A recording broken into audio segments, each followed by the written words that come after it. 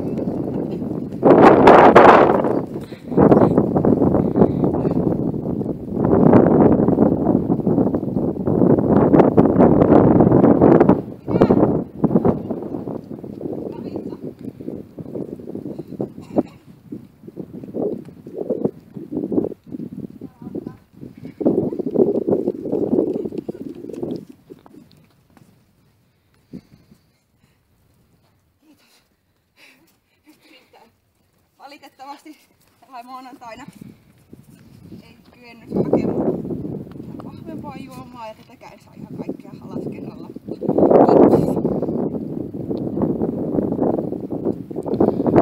Sitten mukaan yhteiseen kivaan haastan seuraavaksi Niina Suomela, Elli Eskola ja Pirkko Luhtala.